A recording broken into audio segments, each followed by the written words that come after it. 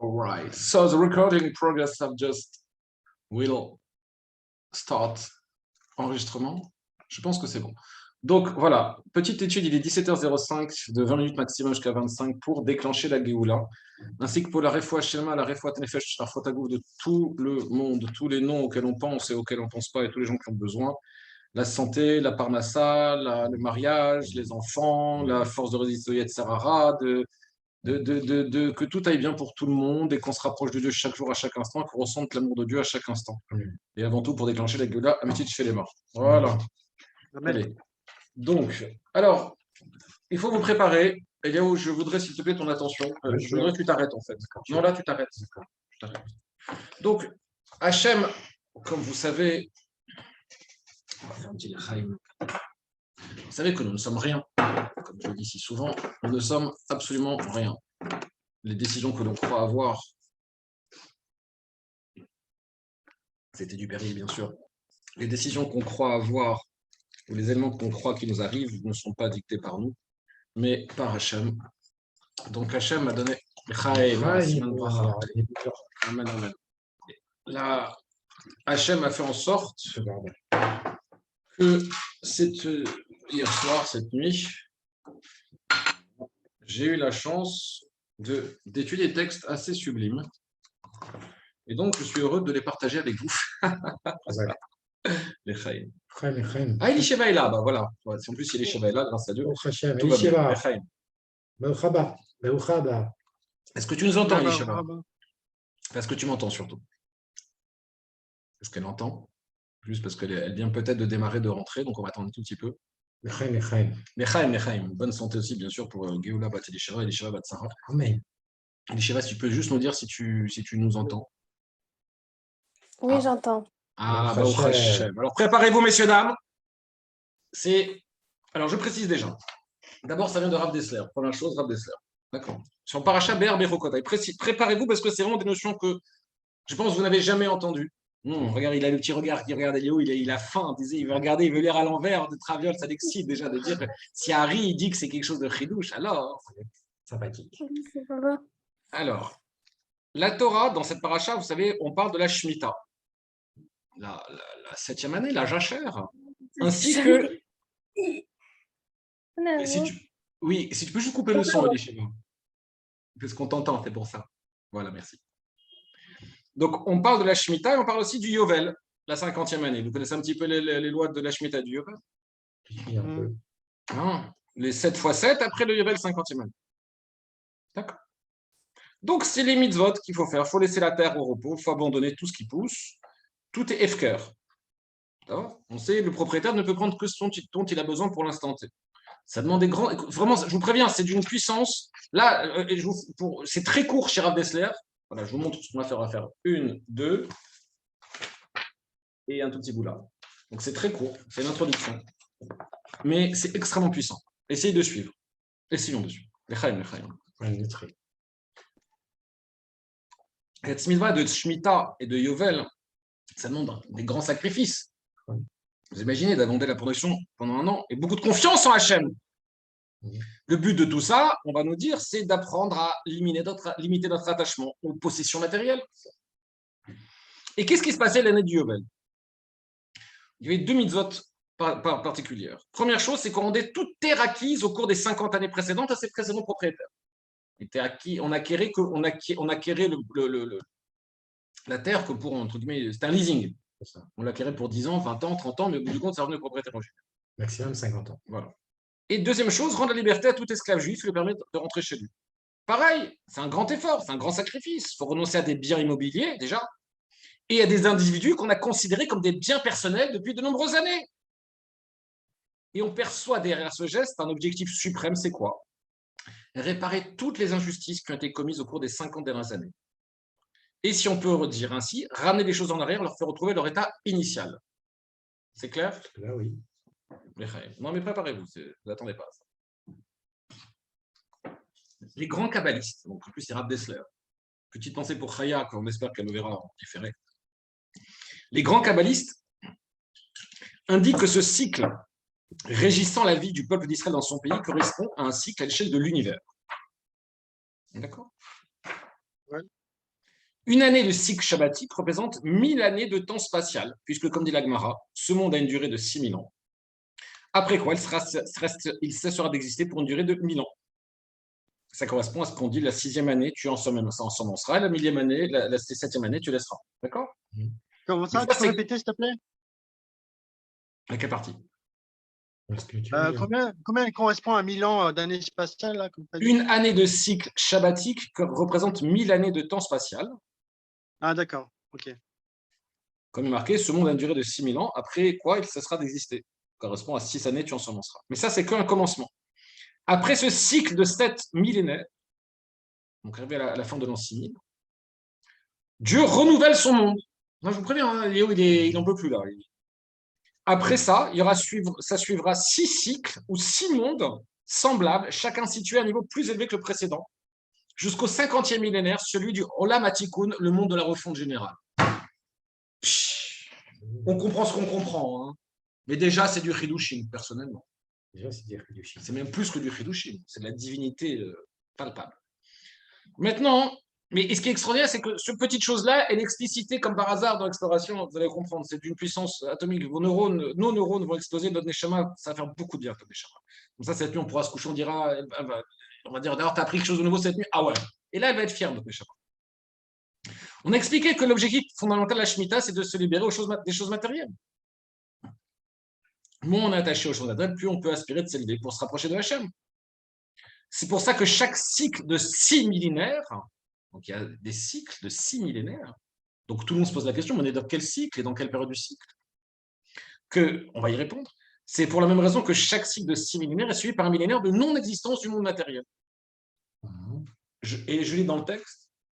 Rien ne peut mieux enseigner la durée éphémère de ce monde matériel que sa disparition subite. Oui. Donc il y aurait une disparition subite au bout des 6000 ans.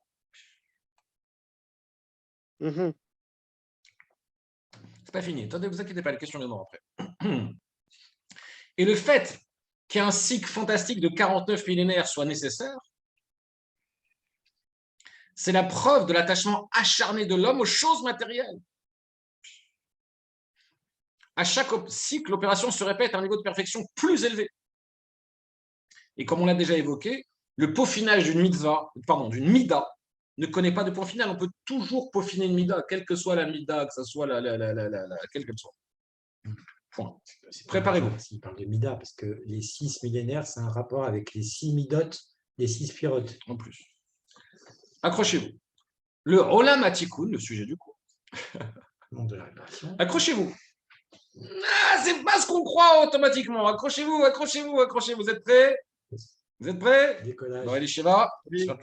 En partance. Alors, le Olam Hatikun, Olam Hatikun, est le point culminant de l'histoire de la création toute entière.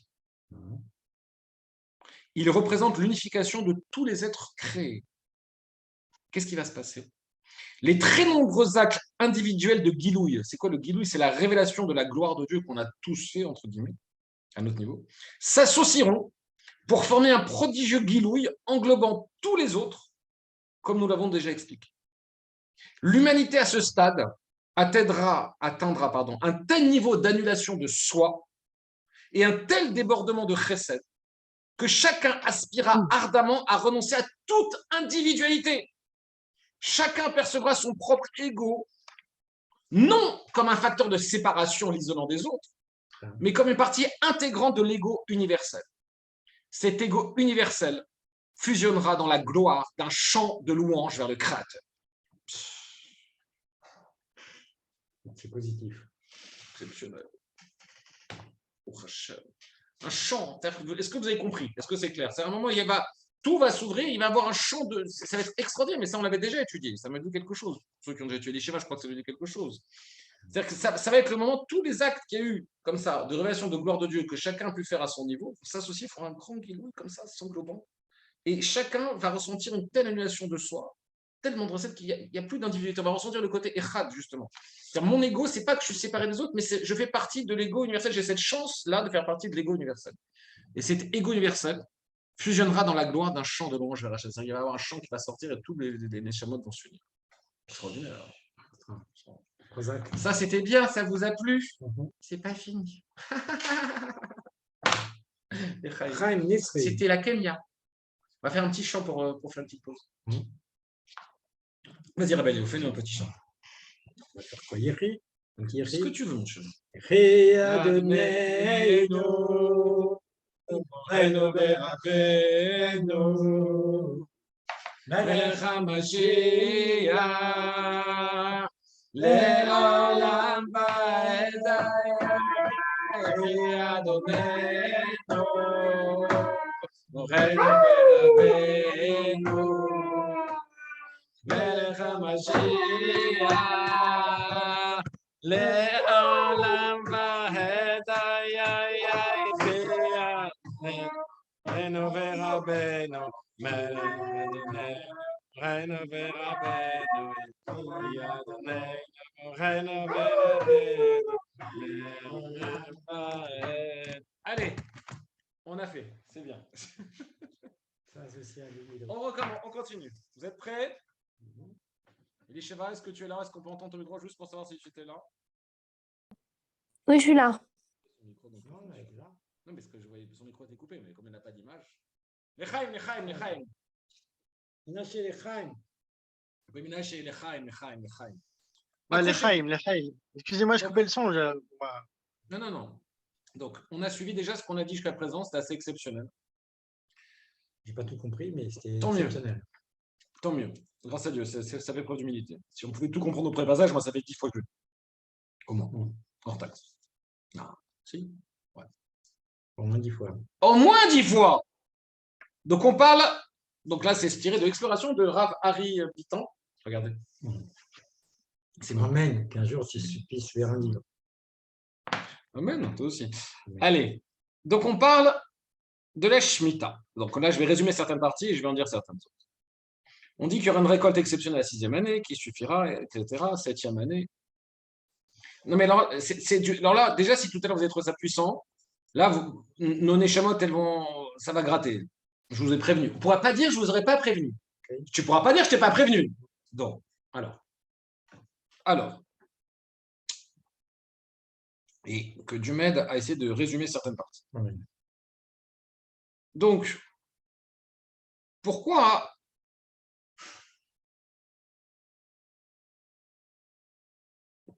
on parle de la Shemitah et on parle qu'elle a été donnée au Har Sinaï? Et pourquoi les lois de la Shemitah en donnent autant de détails qu'il y a plein de choses dans la Torah qui sont à peine révélées que c'est expliqué dans la loi orale? Comme marqué, tu feras la circoncision comme je t'ai dit, on ne sait pas comment on fait. Tu feras la shrita, tu égorgeras l'animal comme je t'ai dit, je ne sais pas comment c'est fait. La Shemitah, on donne un détail de ouf. De ouf. Pourquoi cette mitzvah phare? Accrochez-vous, ne posez pas de questions pour l'instant. Nachmanide, il parle d'une tradition mystique, comme on dit, on va aller très très loin, je vous ai prévenu, qui détient des clés permettant de comprendre les lois. Même le principe de la Shemitah. Il cite le Ibn Ezra, Ravi Avram Ibn Ezra. La signification d'un Shabbat, c'est-à-dire la Jacher, pour le Seigneur, est comparable à celle du jour du Shabbat. Ici, on fait allusion au secret de l'âge du monde. Alors, qu'est-ce que ça veut dire?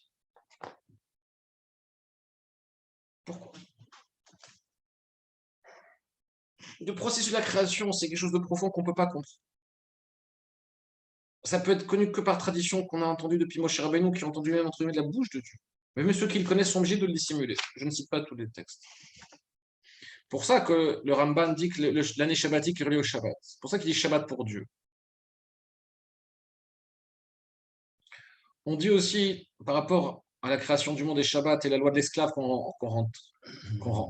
La 7e année pour un esclave, c'est un repos complet du travail pour son maître.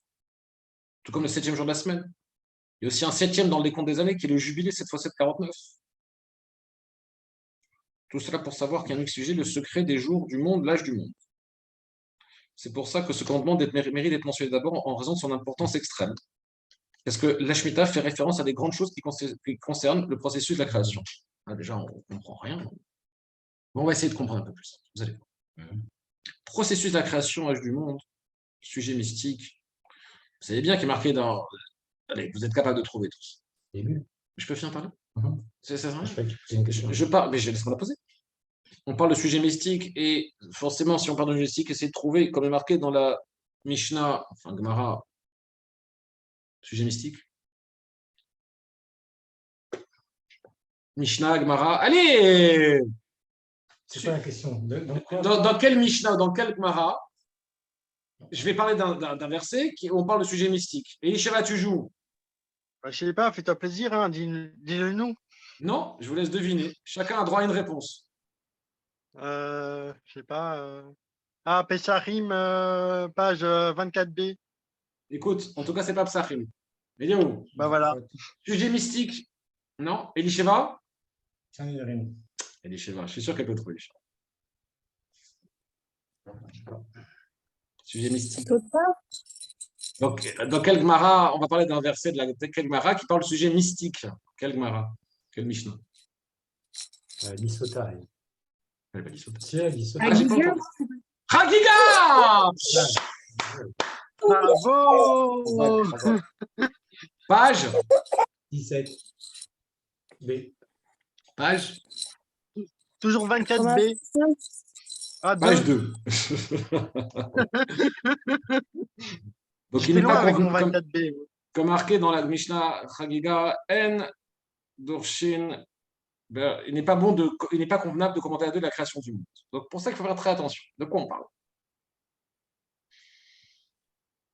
Que Dieu m'aide vraiment à faire passer l'idée. Il y a une Shemitah cosmique, en fait, qui a un incident sur la création et sur la durée du monde. Comme il est marqué aussi dans Sanhedrin, que Rav Katina dit, le monde existera durant 6000 ans et 1000 ans de destruction suivront. Donc le monde est censé vivre 6000 ans, après il y aura un point culminant de l'histoire. Nous, on a déjà eu la Kémia. On a une petite idée de à quoi ça ressemble. Et je vous rappelle que Rav Dessler n'a pas répondu à la question, entre guillemets, qui a dit qu'il y a peut-être 7 cycles de 6000 ans. C'est-à-dire que peut-être que nous, on est au premier cycle, au deuxième cycle, là, à la fin des 6000 ans, on n'est pas encore au Yovel. Mais en fait, bon, on est au Yovel. On ne peut pas le dire, mais il y a plusieurs points de vue.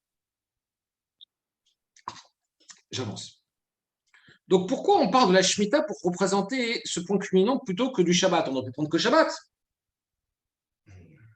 Shabbat, c'est un jour de repos qui vient clôturer 6 jours de travail. La Shemitah, c'est l'année de Jacher après qu'un terre travaillé pendant 6 ans. Mais en fait, la Shemitah, ce n'est pas quelque chose d'isolé, c'est ça qu'il faut comprendre. En fait, la Shemitah, il faut la voir comme partie intégrante du Yovel.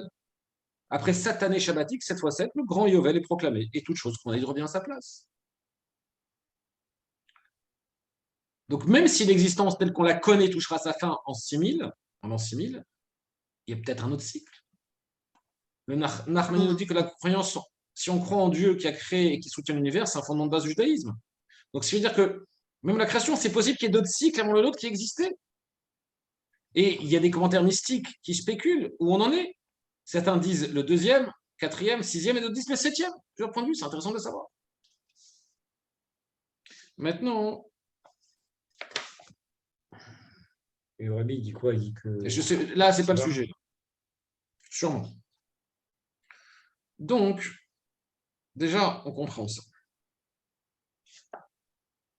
On parle.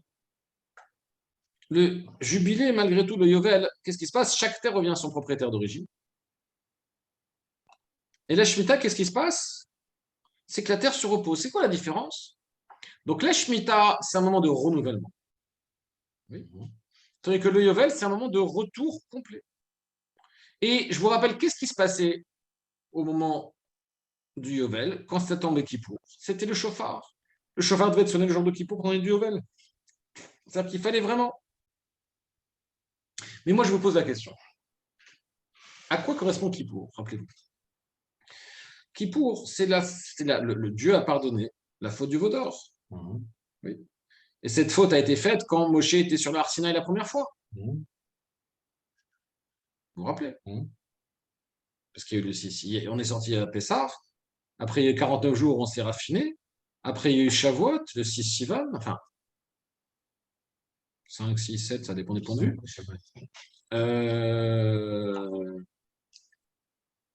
Après, il est descendu le 17 Tammuz. Ça devait être un grand jour de joie, 17 Tammuz, mais c'est devenu un jour de tristesse parce qu'ils ont fait la faute du Vaudor, etc. Donc, On sait que Kippour, ça s'appelait aussi Shabbat Shabbaton, comme tu as dit. Et le Yovel, il vient aussi après cette année shabbatique, Shabbat, Sabbat, Shabbaton en quelque sorte. Maintenant, je vais vous poser une question très profonde. Vous êtes tous là? Ah, Ménaché est parti.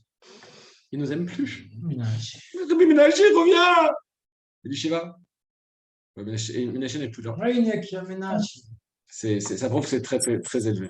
Ouais, t'as raison, hein, Ménaché, t'as raison, hein, je suis d'accord, hein, t'as raison. Hein. Ménage. Ce que tu m'avais dit sur lui, t'as raison, il me l'a dit, que tu lui avais dit, qu'il m'avait dit.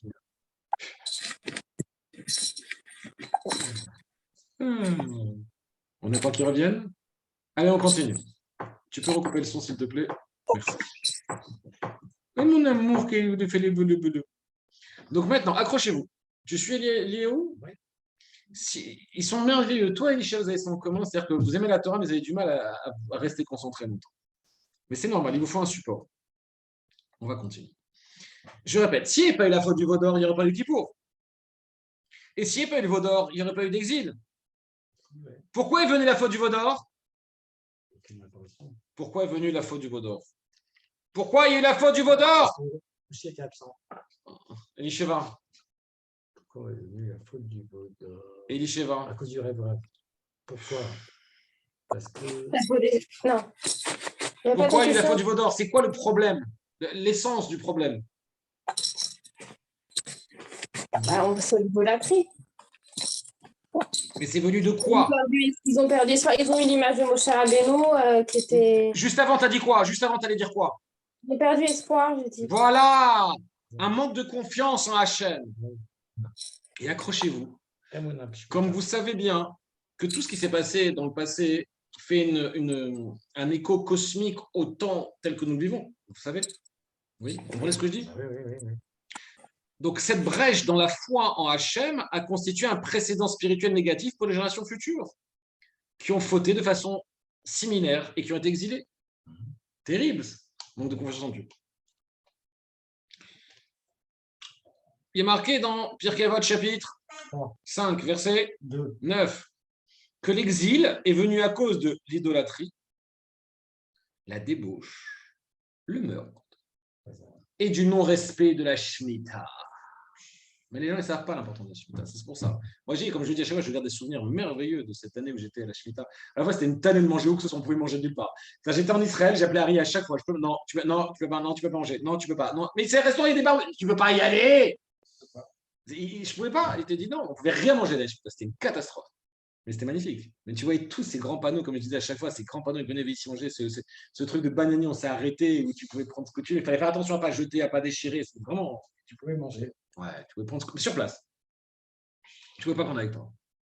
C'est extraordinaire. Il faut le voir, quoi. Et tu les vois comment les agriculteurs ils font ça avec un sourire. Parce qu'ils savent que ça va. Voilà. Et puis ils ne sont pas forcément froum, tu vois ce que je veux dire ou pas, mais ils font ça avec un sourire. C'est exactement ça. C'est-à-dire que des simples gens. Donc, parce que la Shemitah, ça constitue une expression explicite de la confiance en Hachem. Accrochez-vous. Confiance en Dieu. Parce que moi, j'ai attendu 40 jours. Il m'a dit une génération. Le rabbi, une génération. 40 ans. 40 jours. C'est 20 ans, je pense, une génération. Après, on a des exemples de 40 ans dans le désert, 40 jours. Donc, on se dit. En français, Bediavad, Kenchet en français, c'est maximum ça. Après ça, on jette l'éponge maximum, Shalom, on espère que ça viendra avant. Mais on se dit que c'est le maximum. Quoi. Mais ça coïncide avec ce que les gens un peu connectés m'ont dit, comme j'ai dit. Et comme j'ai dit aussi, Ketz, et ça coïncide aussi avec Ketz, les 210 ans en moins. Bah oui, ça fait 5790. Ça correspond aussi. On est passé. Ah non, on est passé les 7. Voilà. 5700. Ben non. 82, encore 8 ans. C'est ça, ça correspond. Ou la fin de l'année, ça fait 9 ans. Ça correspond aussi aux 40 ans. C'est quand les 40 ans? Le rabbi, il a dit ça quand? 1991. 91, donc ça correspond. Plus 9, ça fait 2000. Non, mais ça correspond à 40 ans. Ah ouais, là, maintenant 40 ans. Non, là, c'est 30 ans, mon chéri. Non, 39. Si c'est 91. Non, 30 ans, 91. 91 plus 9. Mais non, 91, c'est 30 ans. 30 ans! Ouais, t'as raison, 30 ans, encore 10 ans. Donc ça correspond aux 9 ans aussi de Shemitah qu'on a dit, c'est ça, c'est les dates correspondent. Wait and see. C'est-à-dire que vraiment, que Dieu il est écrit qu'il ne faut pas calculer les dates, etc. Mais c'est-à-dire que le maximum du maximum, et on attend bien sûr à chaque instant, ça correspond à ça. Tu as les 210 ans. Ketz, tu as les 40 ans que le rabbi, qu'a dit notre génération, et 40 jours et 40 ans, etc., ça correspond. Et je suis sûr que si on se renseigne sur le Yovel, parce qu'on a les dates du Yovel, on sait exactement actuellement à quelle période on est.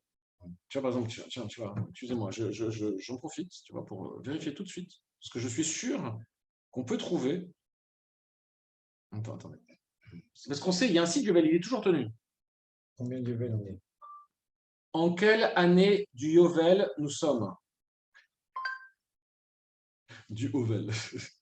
Attendez. Elisheva, vas-y, tu peux enlever ton parleur de secondes. Du au principe, peut-être. Yovel. Jubilé. Yovel. Jubilé. Tu as dit qu'il faut qu'il y ait 6 cycles. Non, ouais, 6 cycles. Alors, en Israël, Non, nous sommes actuellement en scène de jubilé intérieur, Shemitah et Shemil des jubilés. Oui, d'accord, mais je veux les dates. Moi. Attendez, les enfants, attendez. Donnez-nous. Attendez. Ouais. J'en profite pour dire que c'est important de, dès maintenant, se préoccuper de donner, comme 30 jours auparavant, on doit étudier la halakha de Shavuot, de donner, si on peut, à des pauvres, dire vote de Shavuot. Voilà. On vient maintenant. 30 jours auparavant. Ah, voilà. Alors, le Rav disait qu'en 5776, première année en compte de la Shemitah. Ah, Yovel, on ne tient plus le compte. Ah, si on fait le calcul, le Gemara Achrim nous enseigne que le compte a commencé que 14 ans après la terre d'Israël. Nous sommes en 5076, nous avons compté la quatrième pour le Yovel, qui est tous les 50 ans, on n'a qu'à faire 5076. Le premier Yovel sera dans moins de 26 ans. La recette réunion se termine dans 10 minutes, c'est parfait, ça me suffit 10 minutes. Il me dit la réunion se termine dans 10 minutes. Donc, ce qui veut dire le prochain Yovel sera dans moins de 26 ans, qui sera 5862-2041. Le prochain est Yovel. Mais moi, j'ai dit dans 10 ans, ça fait 2031. Ce sera vieux. Donc, non, ça ne correspond pas forcément. Bon, on y va. Allez, il reste 10 minutes, les enfants, on se dépêche. Elisheva, tu es là? Elisheva? Oui. Chaya? Oui? Tu regardes en différé, Chaya, j'en suis sûr. Ménaché en différé? Allez, on y va, les enfants. Frère, Tion aussi. Frère. Mais tiens, là, les enfants, il reste 9 minutes. On y va. Donc, l'exil, on a dit, c'est parce qu'on a manque de confiance en Dieu. Donc, c'est pour ça qu'on rejette les lois de la Shemitah. Pas facile quand même. On croit que c'est facile de maintenant, mais on sait. Mais c'est-à-dire que je vous rappelle qu'il y avait la dernière année qui devait suffire pour la 6e, la 7e, et pour 2 ans, pour 3 ans. Donc la Torah nous promet une parnassa qui vient directement de Dieu durant l'année de la Shemitah. Et ceux qui n'ont pas confiance sont punis par l'exil. C'est quoi? Accrochez-vous. On n'a jamais approché comme ça. Tu vois, moi je l'ai lu plusieurs fois, je ne me rappelais pas. Quel orgueil. Quelque part, l'année shabbatique et son message de renouveau nous rappelle quoi?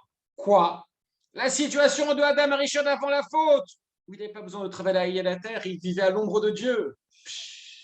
Exceptionnel. La punition pour la faute du veau d'or évoque le péché de Adam Arishon et son exil du Gan Eden. Le veau d'or a changé le cours de l'histoire, tout comme la faute de Adam Arishon l'a faite. Maintenant, on n'a jamais pensé à ça. T'as déjà pensé à ça? Jamais. Le lendemain de la révélation à Arsinaï, les Juifs devaient rentrer normalement en Israël. C'est ça qui devait se passer. Et que Moshe Rabbeinu lui-même qui menait la marche victorieuse. Le temple de Yerushalayim aurait été immédiatement construit avec comme roi qui? Moshe Rabbeinu comme Kohen Gadol qui? Aaron à Kohen. Un tel temple n'aurait jamais été détruit. Le nom de Dieu aurait été répandu comme une traînée de poudre à travers le monde. Moshe aurait été le Mashiach. Mais ce rêve ne s'est pas réalisé. Il a été brisé par la faute du veau d'or. Un peuple qui n'avait pas suffisamment confiance en Hachem ne pouvait pas amender le monde. Même avec le plus grand des chefs. Oh là là là là, ça fait mal pour nous, Chabad, mes chéristes. Il a fallu passer par l'exil. Aïe, aïe, aïe, aïe, aïe. Le manque de confiance en Hachem de nouveau a entraîné l'exil. C'est pour cette raison que Moshe est descendu du Har Sinaï pour la seconde fois de tous les commandements. Ce sont les lois de la Shemitah qui ont été répétées avec les détails les plus explicites. La survie des Juifs sur leur terre dépend de la Shemitah. On est l'année de la Shemitah, faites très attention à ne pas acheter du fruit d'Israël. Je vous en supplie, je vous en supplie, je vous en supplie. Après la faute du veau d'or, on va finir avec ça. Après la faute du veau d'or, Yom Kippour était nécessaire pour que les Juifs obtiennent leur pardon. Le Yovel, le jubilé, lui aussi était nécessaire. Un moment de renouveau, un moment de renaissance, de retour à l'état originel. Dernière phrase, préparez-vous à la dernière phrase. Vous êtes prêts? Oui. Avoir confiance en Hachem, comme cela est préconisé par l'observance des lois de la Shemitah, constitue le chemin vers notre destinée finale, vers un monde parfait. Dis Amen. Amen. Et ça fait penser à quoi? Moi, je vous dis, voilà, je me prends pour moi. Tu peux remettre la vidéo de son, Shiva, s'il te plaît, que je peux te voir 2 minutes et voir ma fille. Et ça serait gentil, si tu peux. Ça fait penser à quoi? C'est quoi la Shemitah? C'est quoi l'effort? Ah, pardon, alors non. Donc, c'est quoi l'effort, entre guillemets? C'est donner le maaser. C'est ça qui coûte. On a l'argent, on a comme ça les 50 000, les 100 000, les 10 milliards, tout ce que tu veux. On va te donner. On a comme ça et on dit quoi? Il faut que je donne 10%. Ah, pardon, combien? Ah, 20%. Ah, 20%. Mais vous êtes des ouf! Bah oui, 20%. Mais bon, alors tu donnes 20%. Et le lendemain, tu dis, ah, Théo, tu sais que tu as gagné 3 000 en. Ah bon? Ah bah, oui, parce que tu te rappelles que le Banata. Ah bon? Ah bon? C'est rigolo. Amen. On puisse donner beaucoup de Il masse. faut donner du maaser, c'est ça qui nous coûte. Ah, Et il faut amen. donner à Tzedaka tous les jours. Il faut faire un petit effort, chacun à notre niveau. Donc, je dis ça pour ceux qui regardent en français et en différé, parce que ça va se terminer. Donc, je vous aime tous. Ça faisait longtemps Les qu'on hommes n'a pas comme fait les un- femmes. Ça faisait longtemps qu'on n'avait pas fait un petit cours. Mais ce que j'ai lu ça cette nuit, j'ai trouvé ça tellement beau et que c'était tellement relié. Alors que c'est pas du tout Chabad, c'est pas du tout Chassid. Tu vois ce que je veux dire? C'est Rav Dessler, Exploration quand même. Et Rav Dessler qui parle des Olam Atikoun, c'est sublime. C'est-à-dire que c'est vraiment. Et Rav Dessler, qui étudie dans le plus grand yeshivot, il te dit souvent comme ça qu'à la fin des temps, il y aura vraiment toutes les âmes. Il le cite, je crois, dans Hanouka.